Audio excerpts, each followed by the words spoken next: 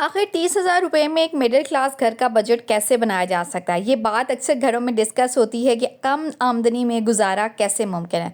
लेकिन सच ये है कि अगर थोड़ा सा प्लान बनाया जाए, फजूल खर्ची से बचा जाए और सही तरजीहात तय कर ली जाएं, तो यकीन जाने कि 30 घर में भी घर का निज़ाम बखूबी चलाया जा सकता है। अस्सलाम वालेकुम, welcome back to my channel. उम्मीद करती हूँ मेरी यूट्यूब फैमिली बिल्कुल ठीक ठाक होगी। अल्हम्दुलिल्लाह मैं भी बिल्कुल ठीक ठाक हूँ। तो व्लॉग को शुरू करने से पहले मेरी तमाम बहनों से गुजारिश है कि जो मेरे व्लॉग को पहली मर्तबा देख रही हैं, ये पहली मर्तबा चैनल पे आई हैं, आप लोग सब मेरे चैनल को सब्सक्राइब कर लें ताकि बहुत अच्छे से मोटिवेशनल व्लॉग, बहुत अच्छी सी वीडियोस आप सब बहनों तक पहुंचती रहें। अच्छा, घर के बजट को बनाना और उसको मेंटेन रखना बोलने में तो बड़ी अहम सी बात लगती है, लेकिन दरअसल ना यकीन जाने कि ये एक बहुत बड़ी ज़िम्मेदारी है। और इस ज़िम्मेदारी का एहसास मुझे तब हुआ जब मैं अपने घर वाली हो गई और अपने घर को का बजट जो है ना मुझे मेंटेन रखना पड़ता है, हर महीने बजट को बनाना पड़ता है। तो इस चीज़ का अंदाज़ा आपको तभी होता है जब वो कहते हैं ना कि आपके सर पे आती है। और ये बजट बनाना जो होता है ना, हर औरत के लिए आसान नहीं होता है, क्योंकि हर घर का ना अपना निज़ाम होता है और हर ख़ानदान के अलग मामलात होते हैं। लेकिन मिडिल क्लास घरों के लिए ना बजट सबसे ज़्यादा अहमियत रखता है। उसकी वजह ये है क्योंकि यहाँ ना एक एक रुपये को ना सोच समझ के खर्च किया जाता है। अच्छा, मैं आ गई थी रूम के अंदर और रूम में ना कल वाला जो मैस था ना वो इतना ज़्यादा बन गया था और रात में मैं बहुत ज़्यादा थक गई थी, तो फिर मैं सो गई थी। मैंने कभी अपने ऊपर बहुत जितना भी नहीं डालना है कामों का, क्योंकि कल बर्थडे था और मैंने आपके साथ अपना व्लॉग शेयर किया था कि बहुत अच्छी सेलिब्रेशन हुई, बहुत सारे खाने शाने बनाए, सब कुछ किया, बहुत अच्छा लगा। लेकिन उसके बाद फिर जनाब शाम के टाइम पे थक हार गई थी, तो फिर मैंने सोचा कि मैंने यहाँ जो है ना वो थोड़ा रेस्ट करना है। कल के दिन इंशाल्लाह जो भी अपनी बाकी की चीज़ जो क्लीनिंग वगैरह वो कर लेंगे।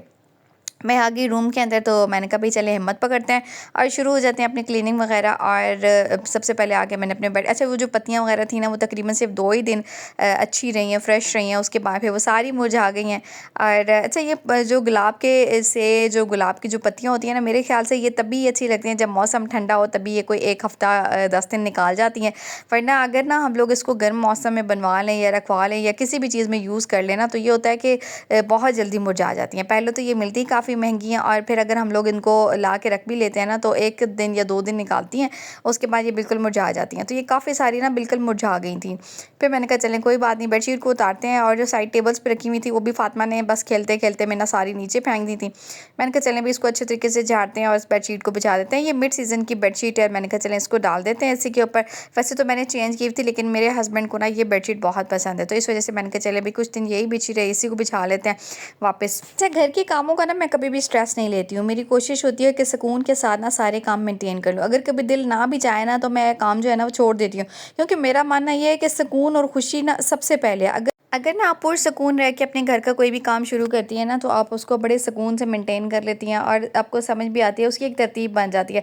लेकिन अगर वही आप दिल बोझल रख के या फिर परेशानी में या स्ट्रेस में काम शुरू जो है ना कर दें, तो यकीन जाने ना ही वो काम ठीक होता है और ना ही आपका मूड जो है ना वो वापस खुशगवार होता है। तो इस वजह से कोशिश किया करें कि कामों का स्ट्रेस ना लिया करें, कभी कभी ज़्यादा नहीं। ज़्यादा जो होता है ना फिर उससे ये होता है कि आप जो है ना बहुत ज़्यादा सुस्त हो जाते हैं। तो सुस्त नहीं होना है, लेकिन ये कि कभी कभी जो है ना कामों से रिलीफ ले लेना, थोड़ी देर के लिए छुट्टी ले लेने में कोई हर्ज नहीं होता है। घर तक का काम तो जो है ना ऐसे होते हैं कि ये तो कभी ख़त्म होने वाले नहीं होते हैं, लेकिन हमने इसके साथ साथ ना खुद को भी मेंटेन रखना है, अपनी जहनी और जिस्मानी सेहत को भी मेंटेन रखना है।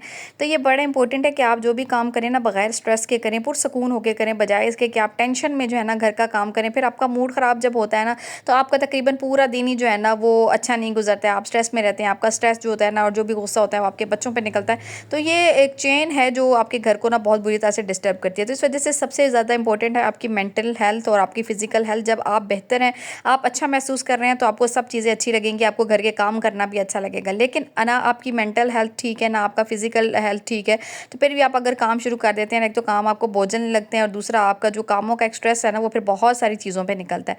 अच्छा, आज मेरा ना कोई झाड़ू वगैरह देने को दिल भी नहीं चाह रहा था, क्योंकि पत्तियां बहुत बिखरी हुई थी और मुझे लग रहा था कि भाई इस पर ना मेरी बहुत ज़्यादा जो है ना मेहनत भी होने वाली है, बहुत एनर्जी भी लगने वाली है।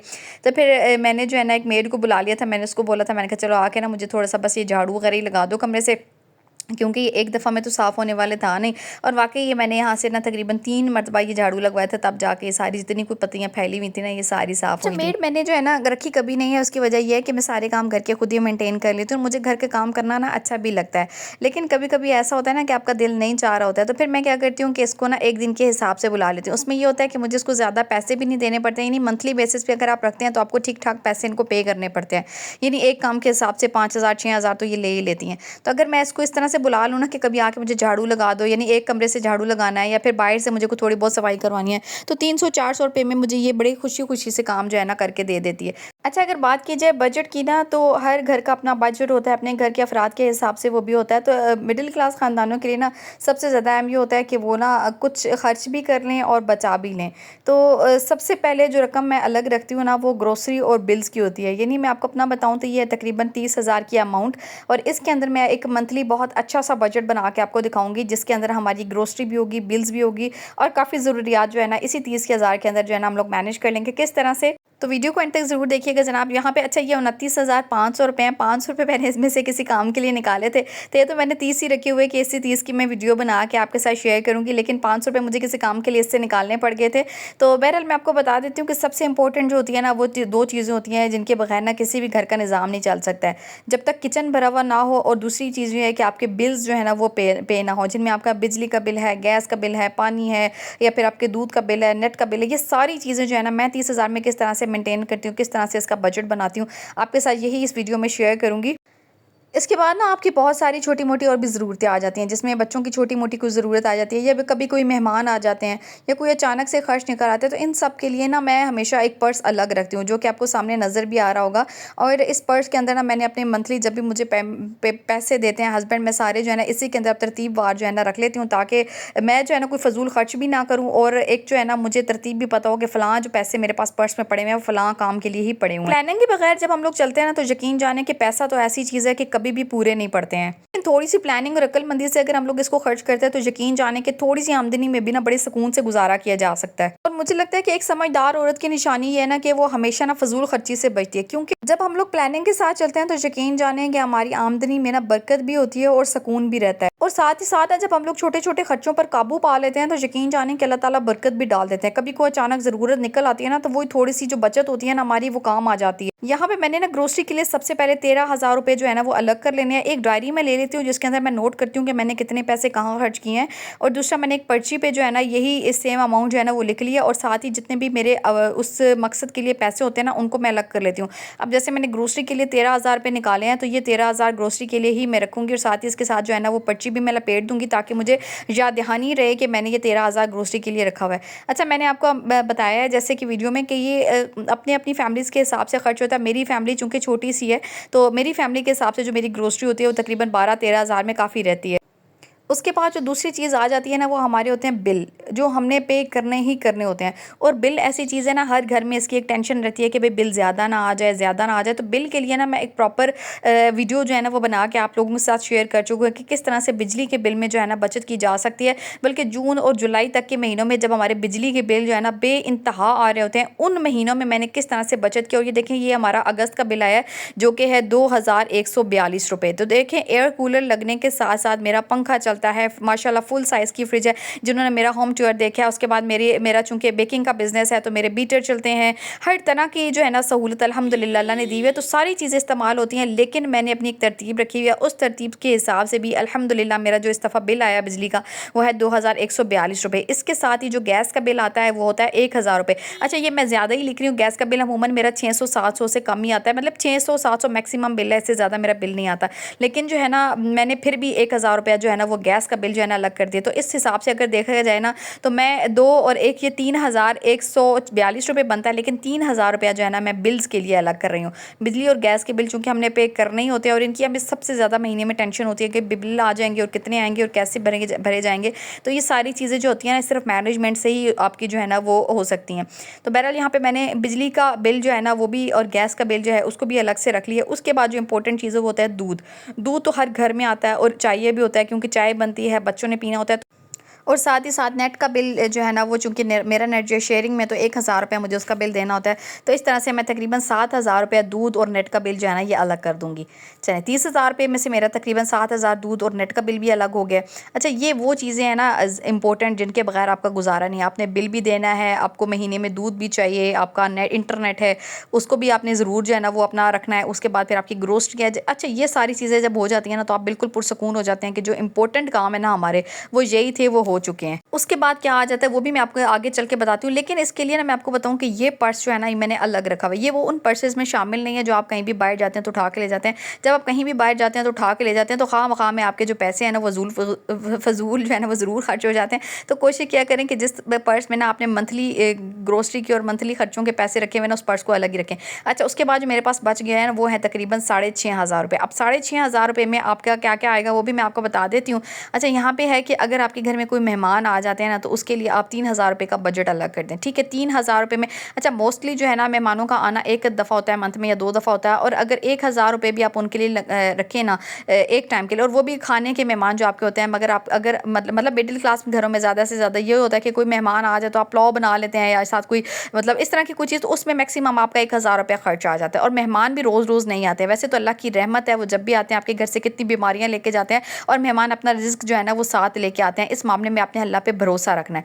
अच्छा, उसके बाद 3,000 रुपया मेहमानों के लिए अलग हो गया, और पीछे बच जाता है हमारे पास 3,500 रुपया। 3,500 रुपये में हमारी सब्ज़ी आ जाएगी, और मेरी जो सब्ज़ी आती है वीकली वो तकरीबन 700 से 800 रुपये में आती है। उसकी वजह यह है कि मैं जो सब्ज़ी लेती हूँ अपनी फैमिली के हिसाब से मुझे एक एक पाव सब्ज़ी जो है ना बहुत रहती है। अगर जिन घरानों में जो है ना अफराद ज़्यादा हैं, 6 अफराद हैं, 8 अफराद हैं, तो उनके हिसाब से आती होगी, शायद उनकी 800 में एक टाइम की सब्ज़ी आती हो। तो ये सारा डिपेंड करता है आपके घर में मौजूद अफराद के ऊपर, और उसके बाद आपके घर में मौजूद जो बजट बना हुआ है उसके ऊपर, और उसकी तीसरी चीज़ है आपके घर में मौजूद आमदनी के ऊपर कि आपके घर में आमदनी कितनी है। उसके हिसाब से आपका बजट जो है ना वो बनाया जा सकता है। लेकिन हमारा जो मेन मकसद होता है वो ये होता है कि हमारी जो भी मंथली इनकम है उसके अंदर से जो हमारी ज़रूरी चीज़ें हैं, इंपॉर्टेंट चीज़ें हैं, वो ज़रूर क्लियर हो जाए, जिनमें हमारी ग्रोसरी है, हमारा बिल है, और साथ में हमारी सब्ज़ी आई है मेहमानों के लिए। इसके अलावा के जो खर्च होते हैं, जैसे कि कहीं आपने आना जाना है, कहीं पर आपने पैसे देने दिलाने हैं, तो ये सारी चीज़ें जो है ना आपके अपने ऊपर डिपेंड करता है कि आपने कितना रखा हुआ है लोगों के साथ, आप कितने सोशल है, और उसके साथ साथ डिपेंड करता है कि आपके घर में सोर्स ऑफ इनकम इसके अलावा क्या है। मेरी सारी बहनें जानती हैं कि मैं जो है ना घर में बैठकर ऑनलाइन अपना बेकिंग का बिज़नेस भी करती हूँ। इसके अलावा प्लेटफॉर्म यूट्यूब को भी मैंने ज्वाइन कर लिया। गो कि यूट्यूब की पहली सैलरी अभी तक मेरी नहीं आई है, लेकिन अल्हम्दुलिल्लाह मैं अपने घर को बहुत अच्छे तरीके से मैनेज कर लेती हूँ, बहुत अच्छे तरीके से चला लेती हूँ, क्योंकि इसकी वजह ये है कि मैं हर चीज़ का एक हिसाब रखती हूँ, और कोशिश करती हूँ कि हर महीने में फ़जूल खर्ची से बचूँ, और जहाँ पे जो है ना मुझे लगता है कि इंपॉर्टेंट है पैसा लगाना, वहीं पर जो है ना मैं उसको खर्च करती हूँ। तो बहरहाल जनाब, फिर शाम का टाइम हो गया था और मैं आ गई थी फातिमा को लेके पार्क। हमारे यहाँ चकवाल सिटी में एक ही पार्क है भाई, यहाँ पे इतना कोई रश होता है शाम के टाइम पे, और मेरे चूँकि घर के बहुत करीब है, लेकिन मेरा जाना यहाँ पे बहुत कम होता है। वो इसकी वजह एक यही है कि भाई यहाँ पे रश बहुत ज़्यादा होता है, ख़वातीन और मर्द हज़रात फैमिलीज़ को चूँकि अलाउ अंदर जाना, तो लोग जो है ना यहाँ पे, अब ये टाइम था अभी तकरीबन असर के बाद का, और लोग यहाँ पे रात का खाना उठा के लाए हुए थे, सिर्फ इस वजह से कि बाद में भाई जगह नहीं मिलती है, रश बहुत ज़्यादा बढ़ जाता है, और फिर यहाँ पे पतीले और चटाइयाँ और क्या क्या कुछ लोग लेके आए हुए होते हैं। तो बहरहाल फातिमा जो है ना वो बहुत खुश हो रही थी। मैंने कहा चले शाम के टाइम पे ना इसको थोड़ा बाहर ले जाते हैं, इसके बाबा का ऑफ भी था उस दिन, तो मैंने कहा चलें थोड़ा बहुत इसको घुमा फिरा लेते हैं। उसके बाद फिर सोचा कि अपनी बहनों को जो है ना $1 शॉप भी विजिट करा देती हूँ, और कुछ बहुत अच्छी अच्छी सी चीज़ें वहाँ से भी आपको दिखा देती हूँ कि आजकल $1 शॉप पे किस तरह कितने अच्छे ऑर्गेनाइजर्स आए हुए हैं कि आप जब बाज़ार का मुंह करते हैं तो यकीन करें कि आपके पास अगर 2-3 हज़ार रुपये हैं बाज़ार बर्तनों की शॉप पे जाने के लिए, तो एक चीज़ आएगी या मैक्सिमम 2 आ जाएंगी, इसके अलावा कुछ भी नहीं मिलेगा। लेकिन ये $1 स्टोर जब से हमारे शहरों में, यकीन जाने कि हम मिडिल क्लास लोगों के बहुत सारे मसले मसाइल उन्होंने हल कर दिए। और ये जनाब आ गया एक, जैसे ही मैं पहुंची ना मुझे एक टेबल नज़र आया, और साथ में ना इसके साथ काफ़ी सारी चेयर्स की जो है ना वो पड़ी हुई थी, मतलब आप जो भी अपने बच्चे के लिए सेलेक्ट कर ले। तो मुझे ना ये फातिमा के लिए अच्छा लगा, क्योंकि आजकल वो डाइनिंग टेबल पर जब भी जाती है ना तो टेबल के ऊपर बैठ जाती है और फिर गन भी बहुत ज़्यादा डालती है। तो मैंने सोचा कि इसके लिए ना सेपरेट एक छोटा सा टेबल ले लेती हूँ, और साथ में ना ये छोटी सी एक जो चेयर टाइप है ना बस ये ले लेती हूँ, ताकि इसको जब भी खाना दूँ ना, और बिल्कुल ये उसके साइज़ के अकॉर्डिंग है, जिस तरह छोटी सी वो है इसी तरह से छोटा सा टेबल था, छोटी सी एक चेयर मैंने इसके लिए जो है ना मैंने सोचा कि ये ले लेती हूँ। उसके बाद में बर्तनों की भी काफ़ी सारी वैरायटी आपको $1 शॉप में नज़र आ जाती है। यानी यहाँ पे जो है ना, अच्छा $3 और $2 और इस तरह से इन्होंने लिखा हुआ है कि ये $1 में, ये $2 में, ये आपको $3 में मिल रही है। तो कुछ चीज़ें आपको अगर बाज़ार के साथ हम लोग कंपैरिजन करें ना तो बहुत अच्छी भी मिल जाती हैं, लेकिन कुछ चीज़ें जो है ना आपको बाज़ार की निस्बत जो है ना महंगी मिलती हैं। लेकिन वो इसी को, ये अंदाज़ा उसी को हो सकता है जिसका जो है ना चक्कर बाज़ारों का भी और इन स्टोर्स का भी हो। तो बहरहाल यहाँ पे फातिमा जो है ना बैठ कर अपनी जो है ना चेयर और टेबल चेक करी, और माशाल्लाह ये इसके साइज़ के हिसाब से बिल्कुल ठीक था। तो बहरहाल फिर आगे जाते हैं और आगे चल के मैं दिखाती हूँ कि और क्या क्या चीज़ें हैं। अच्छा, मेरा जो भी जाती हूँ ना इन स्टोर्स के ऊपर, तो मेरा मेन जो फोकस होता है ना वो होता है डब्बों के ऊपर, ये जो बर्नियाँ वगैरह होती हैं या फिर किचन की जो चीज़ होती है ना उन्हीं के ऊपर, क्योंकि मुझे किचन की चीज़ों का बहुत ज़्यादा शौक है और ये उनके पास जो चीज़ होती है वो होती भी ऐसी हैं कि आपके बजट में आ जाती हैं। तो मैं यहाँ पे ये वाले देख रही थी और ये मुझे इतने अच्छे लगे, मैंने सोचा कि भाई ये दालें वगैरह डालने के लिए ना और चाय पत्ती वगैरह डालने के लिए, पत्ती और चीनी वगैरह रखने के लिए ना बहुत अच्छे हैं।